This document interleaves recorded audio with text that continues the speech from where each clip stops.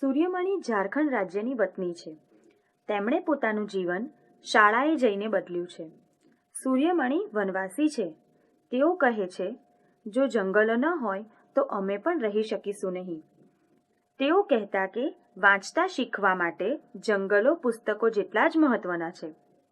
દર રવિવારે સૂર્યમણી બાળકોને જંગલમાં લઈને આવે છે. બાળકો તેમની સાથે જંગલમાં જાય છે. ત્યાં તેઓ કૂદે, દોડે, વૃક્ષો પર ચડે અને તેમની કુદુક ભાષામાં ગીતો ગાય છે. તેઓ નીચે પડેલા ફૂલો અને પાંદડાઓ હાર બનાવવા માટે ભેગા કરે છે. તેઓ જંગલી ફળોની મજા માણે છે. જેમના અવાજની તેઓ નકલ કરી શકે તેવા પક્ષીઓ શોધે છે. સૂર્યમણી તેમને વૃક્ષો, છોડ અને પ્રાણીઓને કેવી રીતે ઓળખવા તે બતાવે છે. જંગલ એટલે એક જ જગ્યાએ મોટી માત્રામાં ઉગેલા જુદા જુદા વૃક્ષો, છોડ વગેરેનો સમૂહ, જેમાં જુદા જુદા પ્રાણીઓ, પક્ષીઓ અને કીટકો રહેતા હોય. જંગલમાં જુદા જુદા પ્રકારના ઘણા બધા વૃક્ષો, છોડ તથા વેલાઓ વિશાળ જગ્યામાં ફેલાયેલ હોય છે. તેમાં ઘણા બધા પશુ પક્ષીઓ અને કીટકો પણ હોય છે. જંગલ આપણા માટે ખૂબ જરૂરી છે. જંગલ પર્યાવરણમાં સંતુલન જાળવી રાખવા માટે આપણી મદદ કરે છે. જંગલના વૃક્ષો ઘણા બધા હાનિકારક વાયુઓનું શોષણ કરે છે અને પ્રાણવાયુ એટલે કે ઓક્સિજન મુક્ત કરે છે.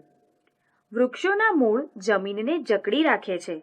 તેથી જમીનનું ધોવાણ થતું અટકે છે. ઘણા બધા પશુ પક્ષીઓને કુદરતી ઘર તથા ખોરાક પૂરો પાડે છે.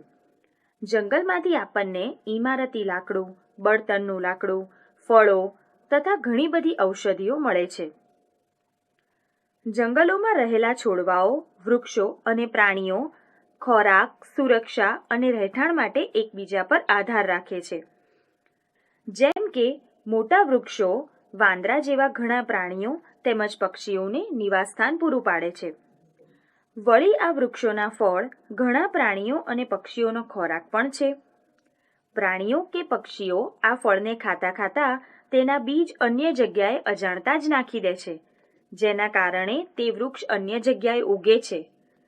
આમ વૃક્ષ અને પ્રાણીઓ એકબીજાને સહાયરૂપ બને છે. જંગલોનું જતન કરવું એ આપણા સૌની ફરજ છે.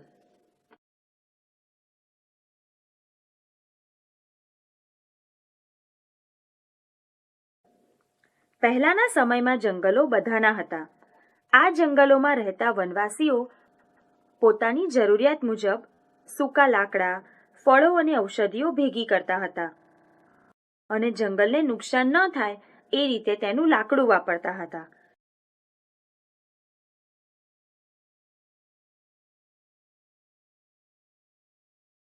પરંતુ સમય જતાં જંગલોનું ખૂબ ઝડપથી નિકંદન નીકળવા લાગ્યું.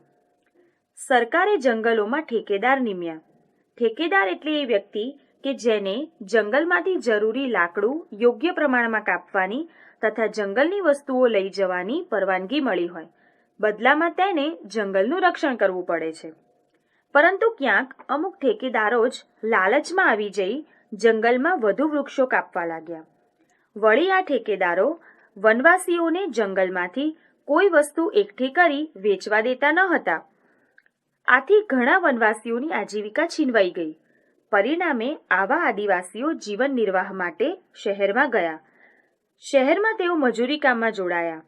છતાં તેઓની સ્થિતિ સુધરી નહીં. પરંતુ ઘણા વનવાસીઓએ પોતાના બાળકોને શાળામાં ભણવા મૂક્યા. તેઓ શિક્ષિત બન્યા અને પછી તેમની પરિસ્થિતિ થોડીક સુધરી. સૂર્યમણી તેમના ગામમાંથી પ્રથમ ગ્રેજ્યુએટ છોકરી હતી. હવે વનવાસીઓ શિક્ષિત બની જંગલો બચાવવા માટે કાર્ય કરી રહ્યા છે. આજે જંગલો ઓછા થવા લાગ્યા છે. તેની જગ્યાએ ખાણો ખોદાઈ રહી છે. જંગલો આપણી સહિયારી બેંક છે. જંગલમાં રહેતા લોકોનો તેના પર હક છે. તેઓ જંગલનું ધ્યાન રાખે છે. ઠેકેદારની જેમ વૃક્ષોને કાપતા નથી.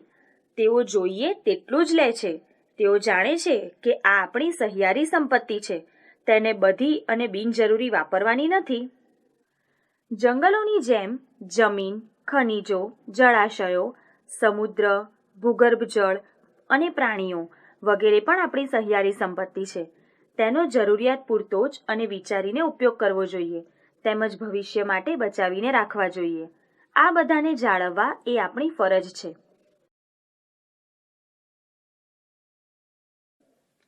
બિશનપુરની શાળા ગાઢ જંગલોની નજીક હતી. સૂર્યમણીએ સખત મહેનત કરી અને શિષ્યવૃત્તિ મેળવ્યા બાદ BA પાસ કર્યું. કોલેજ સમયમાં તેની ઓળખાણ વાસવી દીદી નામના એક પત્રકાર સાથે થઈ હતી. સૂર્યમણી તેમની સાથે ઝારખંડ જંગલ બચાવો આંદોલનના કામમાં જોડાઈ. આ કામ માટે તેને દૂર દૂરના નગરો અને શહેરોમાં જવું પડતું, જે તેના પિતાને પસંદ નહોતું. છતાં સૂર્યમણીએ આ કામ ચાલુ રાખ્યું. તેણે તેના ગામમાં લોકોના હક માટે લડત પણ ચાલુ કરી. તેના આ કામમાં તેના મિત્ર બીજોએ પણ મદદ કરી. મિર્ચી હંમેશા તેની સાથે રહેતો.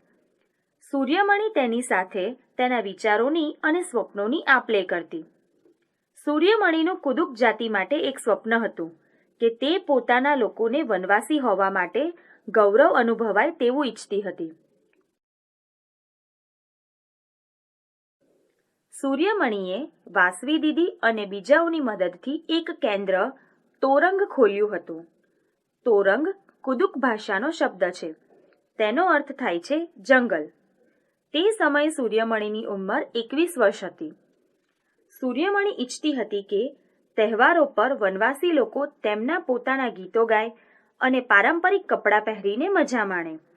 બાળકો છોડવાઓમાંથી ઔષધિઓ અને વાંસમાંથી વસ્તુઓ બનાવતા શીખે. બાળકો શાળાની ભાષા શીખે, સાથે પોતાની ભાષા પણ જાળવી રાખે. આ બધું તોરંગ કેન્દ્રમાં થતું. અહીં કુદુક જાતિ અને બીજી આદિવાસી જાતિઓ વિશે ખાસ પુસ્તકોનો સંગ્રહ કરવામાં આવ્યો છે.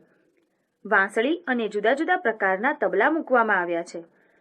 જ્યારે પણ કોઈને અન્યાય થાય અથવા એવો ડર લાગ્યા કરે કે તેમની જમીન અને આજીવિકા લઈ લેવામાં આવશે, ત્યારે તેઓ સૂર્યમણી પાસે આવતા. સૂર્યમણી તેમના હકો માટે લડે છે. તેમના કામની ઘણા લોકો દ્વારા પ્રશંસા કરવામાં આવે છે. તેને બીજા દેશમાં પણ પોતાના અનુભવોની આપ-લે કરવા આમંત્રણ આપવામાં આવે છે. જંગલના હકનો કાયદો 2007 પ્રમાણે જે લોકો જંગલોમાં ઓછામાં ઓછા 25 વર્ષથી રહેતા હોય તેઓનો જંગલની જમીન પર અને ત્યાં જે ઉગે તેના પર હક છે.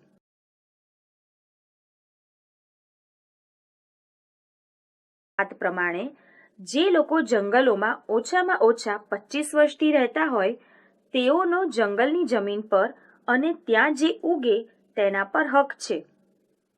તેઓને જંગલમાંથી કાઢી મૂકવા જોઈએ નહીં. જંગલોની રક્ષાનું કામ તેમની ગ્રામસભા દ્વારા થવું જોઈએ. શીખ્યા ઓડિશાની ધોરણ 10ની વિદ્યાર્થીની છે. તે વનવાસી છે. તેની આસપાસના જંગલો એલ્યુમિનિયમ જેવા ખનિજ માટે કપાઈ રહ્યા છે. આ જોઈ તેને દુઃખ થઈ રહ્યું છે. આથી તેણે ઓડિશાના મુખ્યમંત્રીને પત્ર દ્વારા પોતાની વ્યથા જણાવી છે. આ પત્ર દ્વારા તે જણાવે છે કે વિકાસના નામે બંધ, ફેક્ટરીઓ, રસ્તા વગેરેનું જે નિર્માણ થાય છે તે અને જમીનમાંથી ખનિજ કાઢવાથી ઘણી જગ્યાએ જંગલોનું નિકંદન નીકળી રહ્યું છે. તો આ જંગલોમાં રહેતા વનવાસીઓ અને પ્રાણીઓનું શું થશે? સરકારે આ વનવાસીઓ અને પ્રાણીઓ વિશે પણ વિચારવું જ રહ્યું. ફેક્ટરીઓને લીધે પ્રદૂષણ વધ્યું છે. જમીનની ફળદ્રુપતા પણ ઓછી થઈ છે. ભૂગર્ભ જળ પ્રદૂષિત થતું જાય છે. આમ જંગલોનો નાશ પણ ન થાય અને વિકાસ પણ થાય તેમ કરવું જરૂરી બન્યું છે. મિઝોરમમાં પર્વતીય પ્રદેશમાં આવેલા જંગલો અને તેની નજીકના ગામની આ વાત છે. અહીં જમીન આખા ગામની હતી, કોઈ એક વ્યક્તિની નહોતી. તેથી તેઓ જમીનના જુદા જુદા ભાગોમાં ખેતી કરવા વારા રાખતા હતા. ગામમાં પંચાયતની સભામાં ગામ લોકોના પરિવારના નામ લખેલી ચિઠ્ઠીઓમાંથી એક પછી એક ચિઠ્ઠી ઉપાડવામાં આવતી. જે પરિવારોનું નામ આવે તેમને જોઈએ એટલી જમીન ખેતી માટે આપવામાં આવતી. ત્યારબાદ બીજી ચિઠ્ઠી ઉપાડવામાં આવતી. આ પ્રમાણે જે તે વર્ષ માટે કોણ ખેતી કરશે તે નક્કી થતું. દર વર્ષે આ ગામમાં ખેતી માટેની જમીન માટે લોટરી રાખવામાં આવે છે.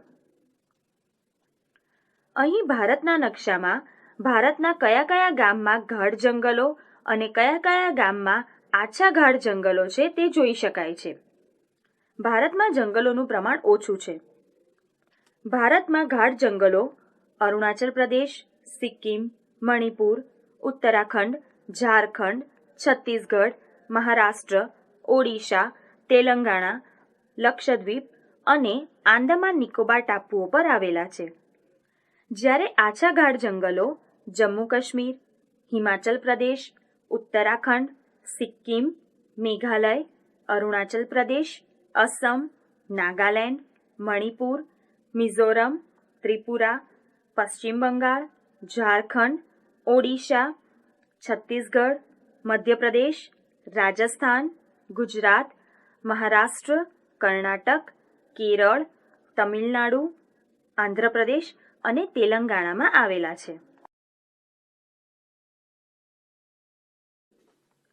ઉત્તર પૂર્વીય પર્વતીય ભૂપ્રદેશ અને મિઝોરમ રાજ્યમાં કેટલીક જગ્યાએ ઝૂમ કૃષિ કરવામાં આવે છે.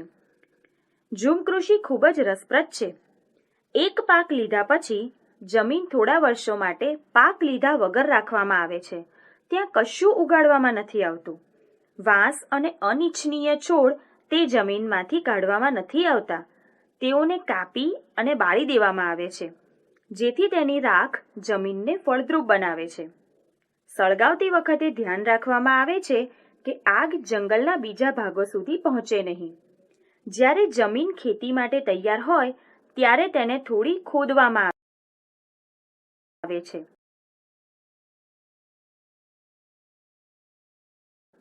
ત્યારબાદ તેના પર બીજ નાખવામાં આવે છે. એક ખેતરમાં જુદા જુદા પાક જેવા કે મકાઈ, ચોખા, શાકભાજી વગેરે ઉગાડી શકાય છે. જમીનમાંથી અનિચ્છનીય છોડ કાઢવામાં આવતા નથી. તેમને ફક્ત કાપવામાં આવે છે, જેથી તેઓ જમીનમાં ભળી જાય. તે જમીન ફળદ્રુપ બનાવવામાં મદદ કરે છે. જો કોઈ પરિવાર ખેતી કરવા સક્ષમ ન હોય તો તેઓ બીજાને મદદ કરે છે અને મદદ લેનાર તેમને ખાવાનું આપે છે. અહીંનો મુખ્ય પાક ચોખા છે. તેની કાપણી કરી ઘરે લઈ જવો મુશ્કેલભર્યું કામ છે, કારણ કે પર્વતીય પ્રદેશ હોવાથી સરખા રસ્તા હોતા નથી. લોકોએ પીઠ ઉપર ઉપાડીને પાક લઈ જવો પડે છે. તેમાં પણ ઘણા અઠવાડિયા લાગે છે. જ્યારે કામ પતી જાય ત્યારે આખું ગામ ઉજવણી કરે છે.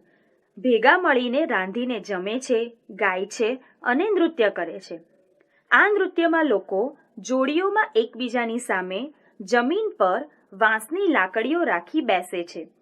જેવું નગારું વાગે તે પ્રમાણે વાંસની લાકડીઓને જમીન પર પછાડવામાં આવે છે.